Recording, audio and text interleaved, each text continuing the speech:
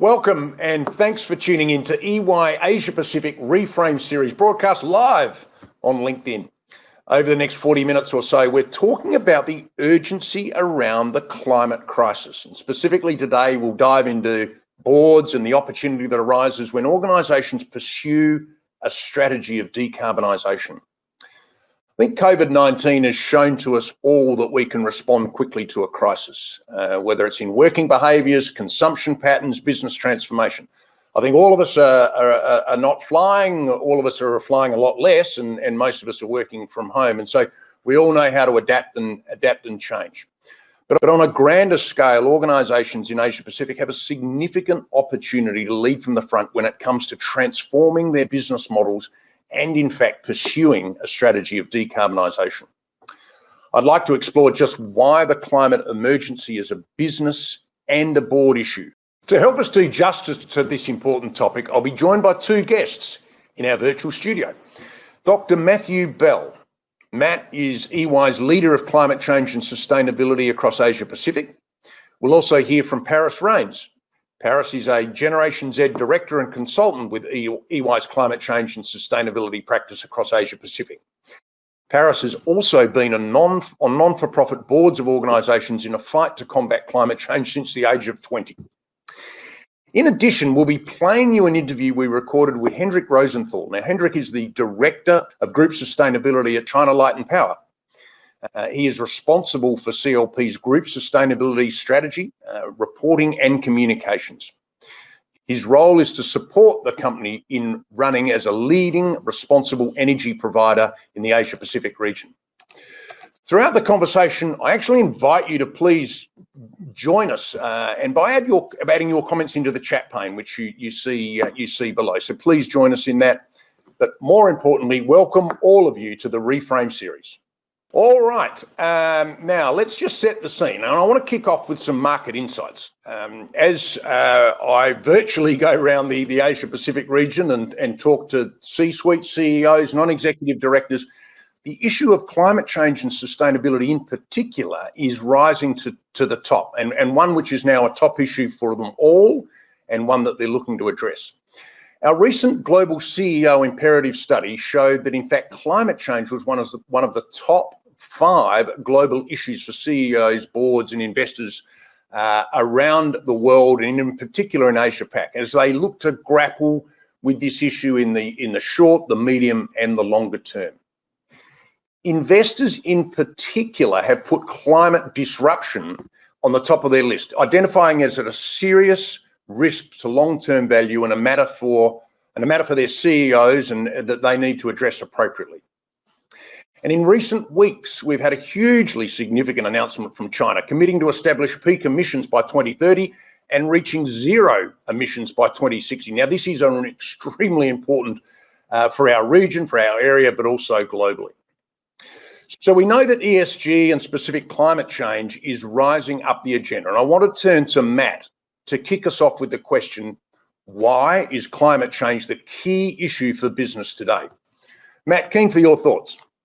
Thanks, Pat. Look, I'm really pleased we're talking about climate change today, so thank you for that. It's something of importance to companies and their directors in our region. We all now know, of course, that the impacts of a changing climate could be significant to us here, whether that's sea level rises impacting on low-lying nations in our region or coastal areas, extreme or sustained heat waves that will impact on food supply and water availability, even changing rainfall patterns that maybe counterintuitively could lead to flooding and related natural hazards. We're also, of course, already seeing severe weather events such as bushfires and cyclones. What's less well understood, though, Pat, is that climate change is actually going to be the largest economic transformation we'll see in our lifetimes too. And I say this because it's going to impact on all industries in all regions. And it's not just a long-term issue. It's the issue that businesses and governments are dealing with today, and the pace of change is actually speeding up.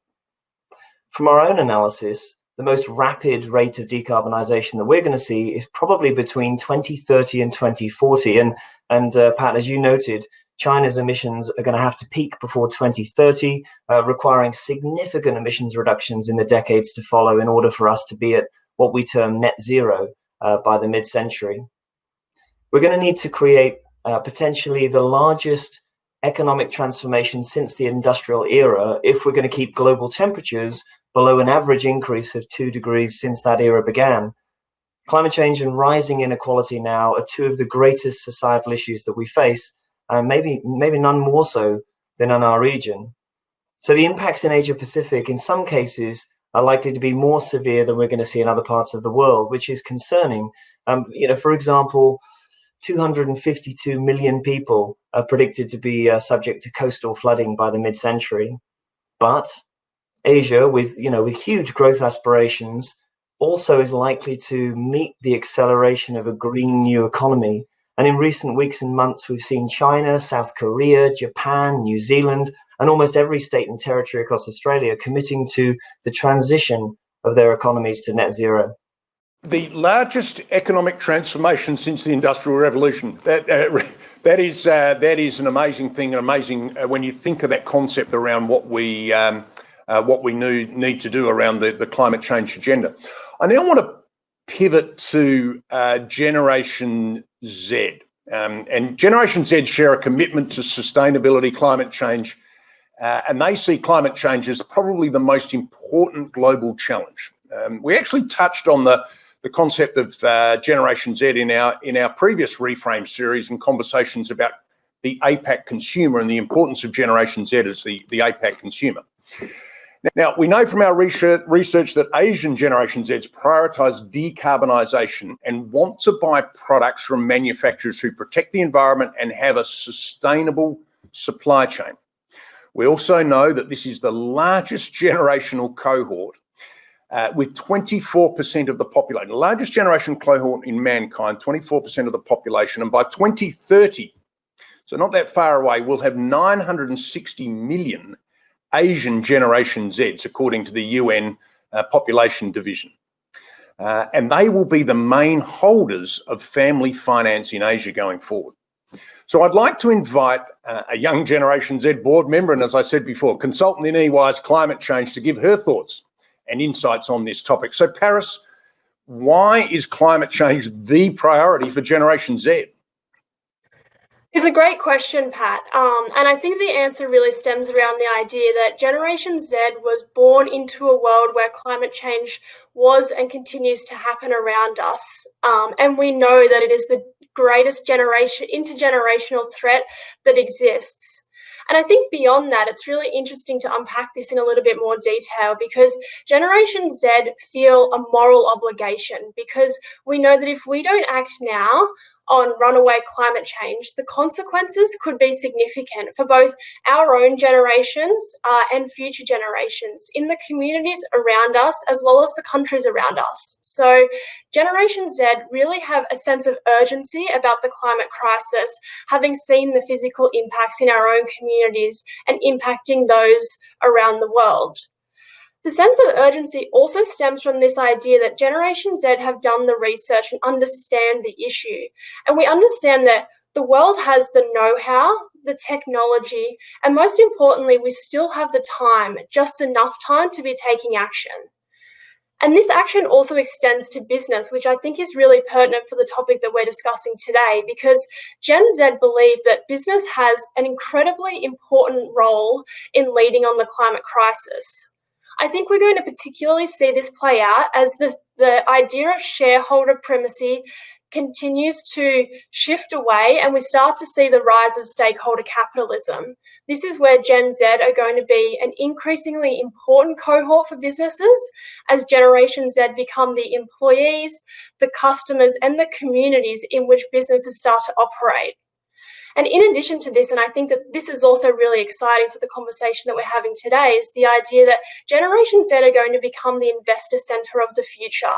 They are the ones who are going to be deciding where to deploy and allocate capital, and we will be deploying it in areas that we see aligns to a resilient and climate positive future.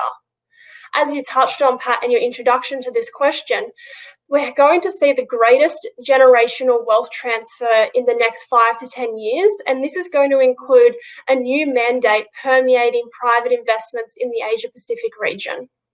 Yeah, Parrys, you raised a good issue there with regard to the movement from millennials to Generation Z. And in this region, in Asia Pacific, there is a huge focus on private and family businesses. And in Asia Pacific, just over 80% of all companies are actually family owned, which is an amazing statistic, some of which are among the biggest companies in the world, down to small and medium-sized firms. And I think these types of enterprises are particularly well suited to focusing on sustainability and climate change. And because at the core of their purpose is to protect the name and reputation of the family and leave behind that really positive intergenerational legacy, I suppose is the way of putting it. In fact, one of our EY Entrepreneur of the Year winners, Loretta Lee, leads Canvest Environmental Protection Group. It operates over 32 waste-to-energy plants across China, just as an example of a really progressive organisation around this area.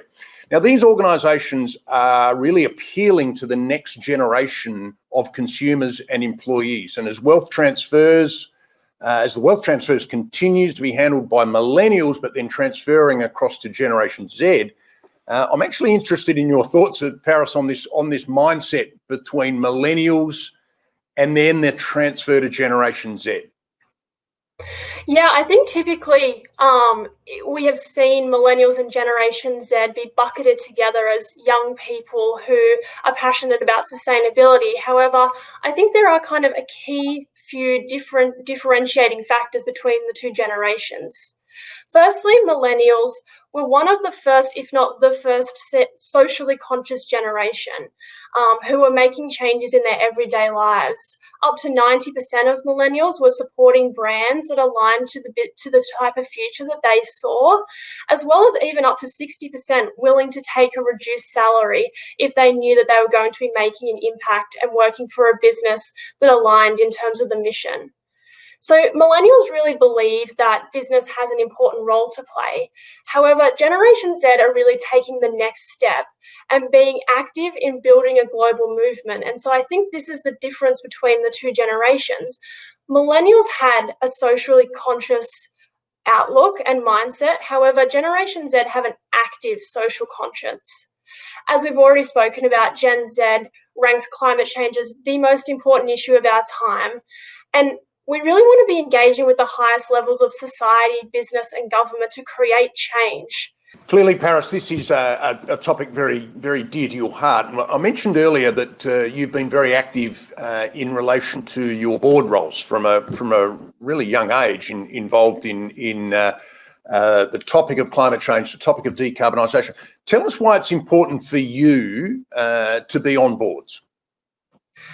As you mentioned, the boardroom has been something that has been on my mind since quite a young age.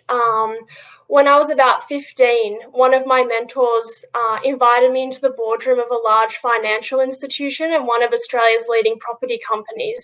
And I remember sitting in the boardroom and listening to the conversations. And then we were actually in the elevator on the way down, and he said to me, "This is where I see you in the future, because this is where you can have an impact that spans generations." And that really planted a seed for me in the idea that directors are stewards of an organisation and they have the opportunity to be the vanguards of change. And so I set about creating an idea of myself becoming a director. And so 5 years after I had that planted seed, I obtained my first board role at the age of 20. And I want to really talk about the idea of the value of young people being on boards, because I really do believe that there is value to be derived. Having young people on boards increases the resilience of an organisation to have a 360-degree view of where the risks and opportunities and the pressures and the influence are coming from today, but where they're also going to be coming from tomorrow. And in addition to this, a concept that I think is really valuable is this idea of intergenerational mentoring. We hear all the time that mentoring is about an older generation mentoring a younger person as they start to grow and develop in their careers. However, I think that there is a really important place and opportunity to be flipping that script and engaging with young people being the mentors as well. And this goes back to the idea of the Generation Z mindset, which we have been talking about already today, in the sense that young people in the Generation Z generation are purpose-driven, solutions-focused, digitally connected, collaborative, and have a sense of urgency about issues that matter for the future, which is a new and important component in the boardroom. In addition, Generation Z are also speaking for the future. But one last point I wanted to make on this is that we cannot wait for Generation Z to be at the helm of large companies and governments and organizations. We must be working collaboratively together between generations now. For example, former US Vice President Joe Biden engaged with Generation Z members to develop his climate policies. And so this engagement and collaboration between generations is really valuable and important. Excellent, Parrys. Some great points there. The concept of mentor-mentee is age agnostic is actually a really important point that's coming out here. Is there's so much to learn from the Generation Z in the concept of how they're viewing the issue of climate change, and for your own career, obviously. Starting with the interaction at 15 and then becoming a board member at the age of 20, and I'm sure that you've been helping out board members all the way through. Hey Matt, let's pivot back to you, and maybe let's expand on the role of the board a little more. And is action on climate change really within the remit of the boardroom? Is it something that they really should be focusing on? Keen for your thoughts. Yeah, thanks, Pat. I mean, we're certainly seeing that board members are more engaged on this topic. In fact, I'd probably argue that board members are more engaged on this topic than management. They've become more inquisitive, they're more engaged, and they're more strident in their need for action. And it does make a lot of sense, of course. Boards are supposed to be looking at the horizon and considering how organizations that they govern continue to create value over the long term. But that means that they need to think outside the box of the usual 5-year strategic windows that most companies, as you know, Pat, have. Beyond strategy, though, this is also about directors' own fiduciary duty. It used to be the perceived wisdom that if you considered long-run risk and opportunity, and you then influence management on strategy, it could ultimately, I guess, be against the shareholders' best interests. But fortunately, modern boards understand that it's their obligation to consider and challenge management on such matters, including obviously climate change. In Australia, where I am, a legal opinion from Noel Huntley SC was handed down just on this matter. So he concluded that prudent directors must take positive steps on climate change to inform themselves, to disclose the risks as part of financial reporting frameworks, and take such steps as they may see fit with due regard to matters such as the gravity of the harm, the probability of the risk, and of course the burden and practicality of available steps to mitigate that. Since then, we've seen a similar opinion issued in New Zealand, followed then almost immediately, by government commitment to mandate reporting on climate change, aligned to something called the Task Force for Climate-Related Financial Disclosures. We see increasingly, Pat, that climate change is sitting on risk registers within organizations, but it's still not managed as actively due, well, I believe anyway, to the timing and nature of the risks. It's interesting because we know much more about climate change than we do almost any other long-term, multi-decadal risk that organizations face, and yet we don't see the same level of hesitation that we do with climate change from many teams. And it's interesting, of course, because we know now, and from our own surveys, such as the Institutional Investors Survey that we undertake, that investor capital is poised to be distributed to those organizations that are capitalizing on those opportunities to grow in a decarbonized economy. And when I look at this, I try and contrast it with another paradigm, the changes that we're seeing in the digital economy. And we don't see the same hesitation from management teams and to some degree boards to act early on those changes. We're not waiting around for quantum computing to come in before we spend on IT within our organizations.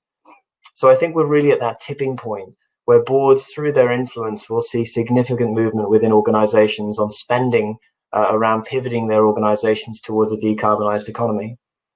We do know, of course, from our own climate risk barometer that more companies than ever are doing some form of climate change scenario planning, but few of them are stress testing these on their current operational business models.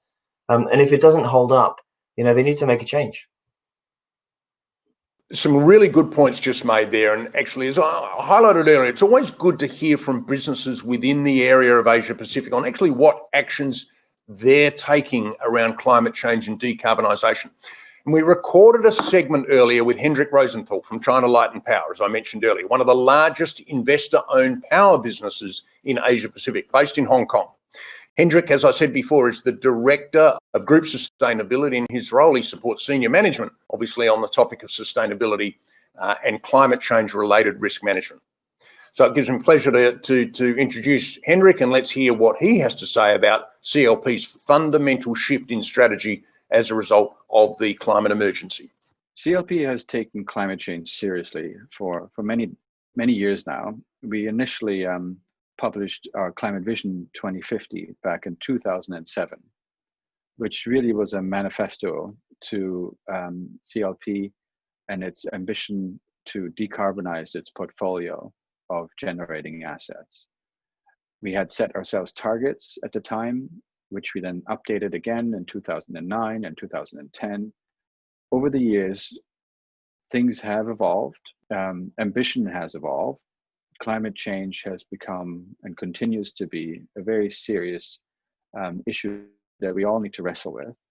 Hence, we revisited our targets back in 2017, strengthened them, committed to an 80% reduction by 2050 versus our 2007 levels. And consequently then, just last year, updated the Climate Vision 2050 document itself.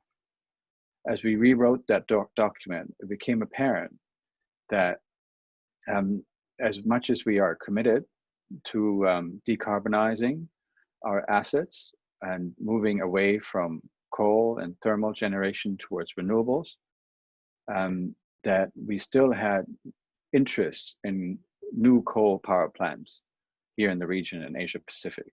It became apparent there was a bit of a conflict for us, which then in itself triggered further discussion at the board level, and a subsequent decision to exit from our investments that we've had in the region, and a commitment to no longer, in any other circumstances, invest in new coal assets and to no longer add coal assets to our portfolio. I think it became very much apparent to everyone involved, and we were quite conscious that our stakeholders would feel the same, that we were saying on the one hand, we'll reduce carbon intensity, on the other, we are making investments that are speaking against a growing trend globally to reduce the use of coal to generate electricity, and that in itself being something that speaks against our vision. It also became apparent that there is a risk of assets being in the portfolio, new assets being in the portfolio, that over time, as we progress over the next 10, 20, 30 years, with these assets in our portfolio, there could be a potential for an increased financial risk. So it was a combination of decisions here that came together that really led us down that track. So the Climate Vision 2050 in itself enabled us to take a step forward in the right direction and to continue along a path that is in line with decarbonization and providing electricity to our customers at a lower carbon intensity, and really focusing our investment strategy on assets that are renewable or low or zero carbon. My advice to anyone who works in this sort of space in a position that is trying to drive sustainability within an organization is having buy-in from senior management, or at least having an audience to the senior management team, and then subsequently to the board in regards to any sort of sustainability topics that the organization may face. So what's really, really quite fundamental here is that the governance is in place. The governance to have informed discussions on ESG risks at the senior management level, and then the channels to inform the board of these current and emerging risks. All right, some just fantastic insights on what CLP are doing there from Hendrik. And in terms of helping the transition to a low carbon economy, it's extraordinary, some of those insights there. It's important to shine a light on the leaders in this space, both in management and non-executive directors, and really interesting to hear in the context of that discussion how the CLP board is responding. So a really good insight there from what I think you'd all agree is a leading company across Asia Pacific in their focus on climate change and the topic of decarbonisation. So I wanted to explore the idea of management and boards actually working in tandem. I mentioned our CEO imperative survey earlier, that the survey said that boards rate the threat of climate change lower than investors and CEOs, which shows that there's obviously a clear opportunity for directors here and non-executive directors and boards to catch up. Management teams are looking for board support for commitments to act. So back to our panelists. Matt, what does the board create, or how does the board create the right conditions for management to act on climate change? Yeah, thanks, Pat. That's a super hard question to answer. I mean, I think what we need to see, as we see struggles, like I think across the board around non-executive directors not wanting to play the role of management, and management wanting to ensure there's appropriate forward-thinking and risk management in place for their boards. We do actually want to see, I think, boards working much more hand in hand with management on the issue of climate change, because it is not just an existential risk, as Parrys put it earlier on. It's also something that can be managed from an opportunities perspective today. You know, we see very few organizations struggle, as I said earlier, to realize the benefits of implementing IT systems, even though they know that some of those technologies are going to be redundant over time.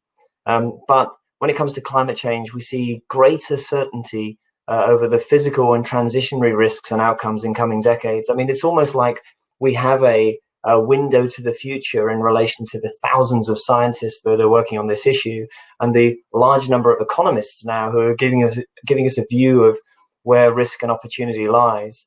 And yet there tends to be a slight reticence to make investments today for fear that they'll be the wrong ones, essentially. But we know that we can't not invest in digital, Pat, you know, and so we can't not invest in this low carbon future either, if only from a risk management perspective. So if we're not taking our organizations into a low carbon future, we potentially leave them at the risk of being stranded without the sort of customers or investors that Parrys mentioned and you mentioned earlier on. So what could we do? Well, we should ensure that boards are asking management a certain number of questions, and I'll give you my top 4. The first one would be how accelerating climate disruption is going to impact their key markets and their stakeholders. So Parrys touched on the concept of stakeholder capitalism. A broader set of stakeholders are now far more important to how an organization succeeds in the long term. So how is this issue important to them, and where do they see opportunity lying? Number 2, you know, the contribution to the global carbon footprint. What is that organization's own contribution? And are you taking an opportunity to look at, say, science-based targets or nationally aligned obligations or expectations around decarbonization over the next longer term and then a shorter term window of the actions for now? How are you going to manage those activities? How are you going to measure them? And ultimately, how are you going to set targets and KPIs that are going to ensure that you put that front of mind for management teams and make things happen? Number 3, then, that measurement. So how do you measure the multiple levels of value that's created from leading on climate change? You know, it's not just around pivoting business models to investors' demands. This is around attracting and retaining talent. It's around ensuring that you are meeting the future needs of your customers. It's around reducing your political risk or building your operational resilience. Now, a lot of that, of course, requires innovation, but there are co-benefits from that innovation. We're seeing organizations reducing their energy costs now today, just from looking at energy efficiency and new ways of of carrying out their current business model in a more sustainable manner. And then lastly, I really want to impress upon people, particularly those on boards, that they should be considering the big picture. So how could you change your strategy to make sure that your business is still around in 20, 30, or even another 100 years? I mean, this is really around, Pat, creating long-term value. It just so happens that climate change is one of those issues that is fundamental to your ability to create that value over time. Excellent, thanks, Matt. The Matt Bell top four key issues there. Parrys, what are your views here, and what would you add to those points just raised by Matt? Well, firstly, I just want to say I completely agree with everything that Matt said. And perhaps just building on what he said, this idea of collectively boards and management's role in the sense of future-proofing the organisation and questioning what kind of legacy the organisation wants to lead. As we know, boards are responsible for the long-term vision and strategy of an organisation. And I think that there's a really important conversation to be had about how the board is developing the culture for management to be taking meaningful action on climate change and what sort of tone they're setting from the top. Now, this requires courageous leadership from both the board and management to be thinking about how the organisation can and should be confronting climate risks alongside other complex and competing priorities at that level of an organisation.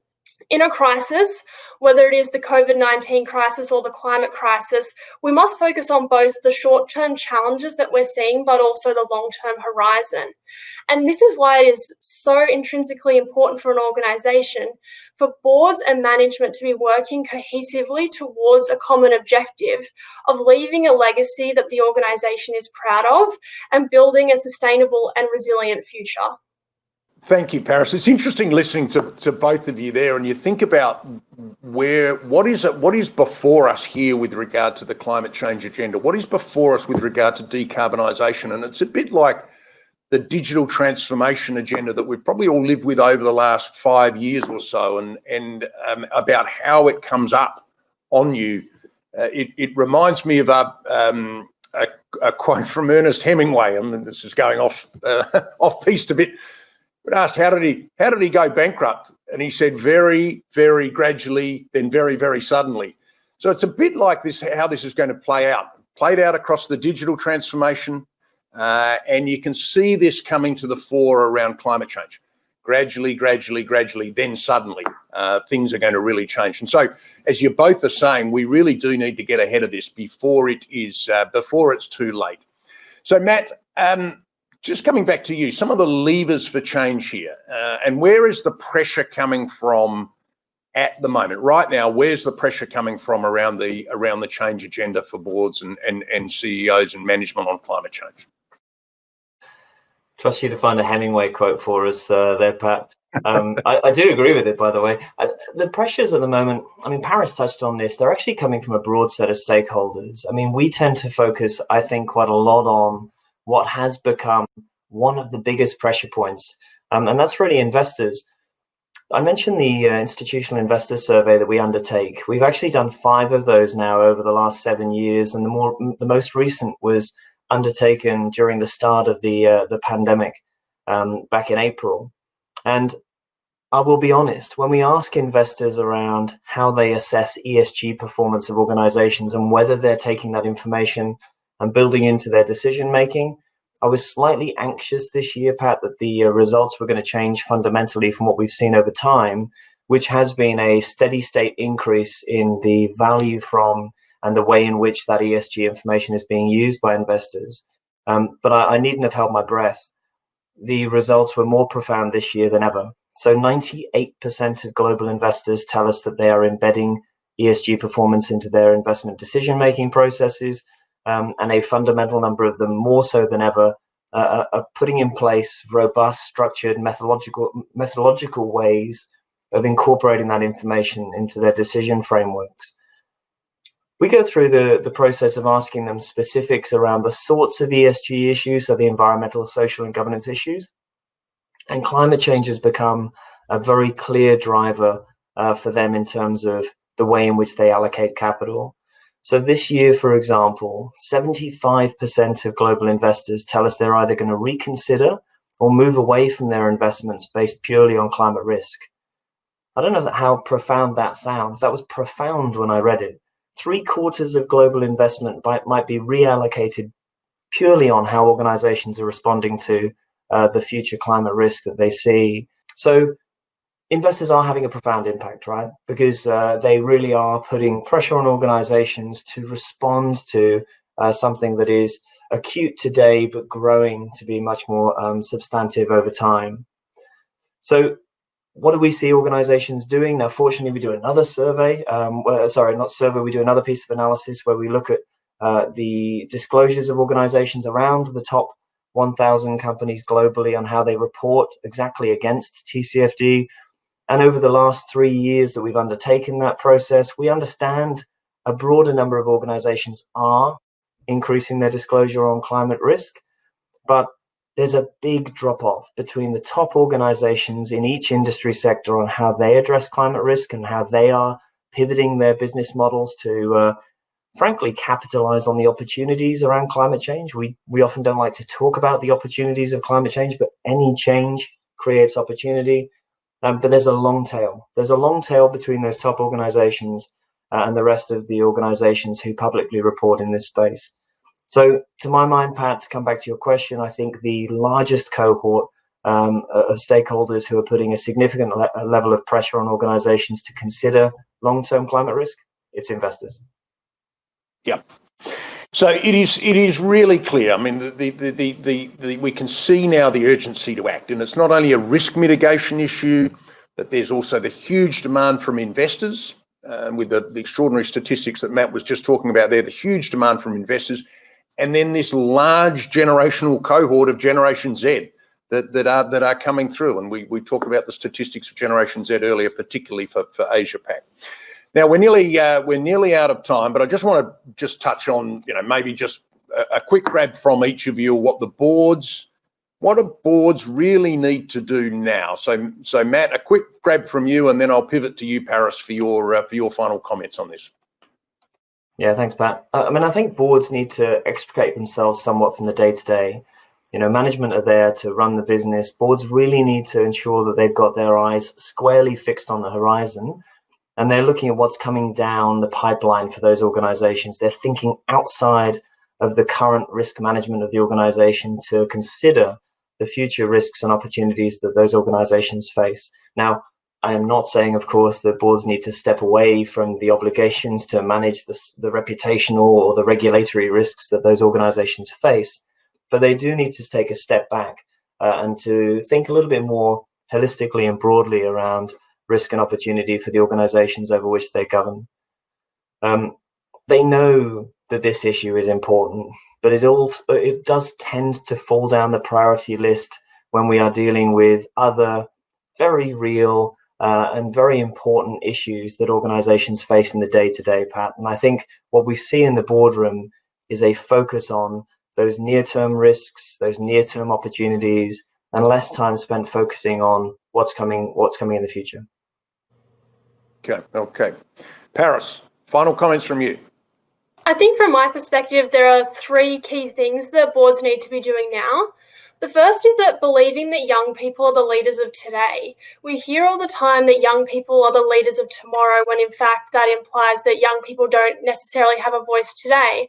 And it's a question that I get asked a lot, is that, well, what sort of experience did Generation Z have to be sitting in these boardrooms and helping to make these decisions? But my response to that is that there is a difference between experience and experiences. So young people today have had the opportunity to have experiences that older generations to the age of about 25 and 30 didn't necessarily have. So from my example, I have had the opportunity to travel to all 7 continents and learn from people and engage with them on the issues of climate change impacting them. I've built a global network and engaged with young people and leaders from around the world, and speaking to leaders in both government and in business, having run my own social enterprise and having access to information at my fingertips. Now, there are young people all around the world who have been able to engage on the climate debate because of some of these things that weren't necessarily available to older generations. And so recognizing that young people have value to play. which aligns to my second point of prioritizing engagement with people and engaging with directors, such as young directors who have a panoramic view, as I mentioned before, of where the pressures and influences are coming from. And this is particularly important from a Generation Z perspective, as this is going to be an increasingly prominent cohort who are prioritising the decarbonisation imperative. Pat, as we were speaking about before, this idea of intergenerational mentoring, not one person or one generation knows everything, and that's why we need a diverse and collaborative boardroom. And lastly, I just wanted to touch on this idea of we really need to be challenging our current thinking and reminding ourselves that boards can and must be vanguards for change, and asking ourselves the questions of whether the strategies and decisions that we're making today are aligning to the legacy that you and I want to be leaving for future generations. Yeah. All right, thank you, Parrys, and thank you, Matt. I mean, I think there's some outstanding insights there for all of us, for boards, for management on the issue of climate change and decarbonisation, and hearing from a couple of experts in this field from our climate change and sustainability team here at EY. So thank you very much for your contributions, both Parrys and Matt. So I'm just going to wrap up today and say today we've covered what we think is a really important topic as we discussed about the climate emergency. We've talked about the role of business and specifically the role of the board. We've heard from Hendrik Rosenthal from China Light and Power around the climate vision that CLP are taking to 2050. And I think you'll all agree with me that we don't actually have time to waste in continuing to take urgent action on this threat. There is indeed hope as many businesses, leaders and governments take the leads, and boards in Asia Pacific actually are very well placed to take the lead on this discussion. And I feel confident that we've joined forces with Generation Z to act as champions of the transition to a sustainable recovery, and I think that future is actually quite bright. So to Matt, Hendrik, Parrys, again, thanks for leading and thanks for lending us your combined experience on the topics that are really on the top of the agenda for Asia Pacific boards. Thank you for everyone again for joining us today. And if you want to hear more on the role of boards in decarbonisation or delve deeper into some thought leadership we've developed around this area, please drop a note in the comments area or connect with us directly via LinkedIn. You can also access the EY website, which features rolling commentary on the latest thinking and analysis covering a range of business-related issues. And actually, just a plug for our next Reframe series. So we will have our next instalment of the Reframe series, and we'll have 2 more guests to discuss another major challenge for Asia Pac. And that's actually coming up on the 10th of December, and it's reframing your transformation agenda. Very topical in a post-COVID world going forward, and specifically that transformational mindset. So a really important topic for us coming forward. So make sure you're following the EY LinkedIn page for updates, and thank you all again, and we look forward to seeing you at our future events. Thank you very much. Has this moment changed customer expectations forever? How can you transform at speed to build value that lasts? Are you reframing your future? Or is the future reframing you? In this time of change, find out how we can help you uncover opportunities now, next, and beyond.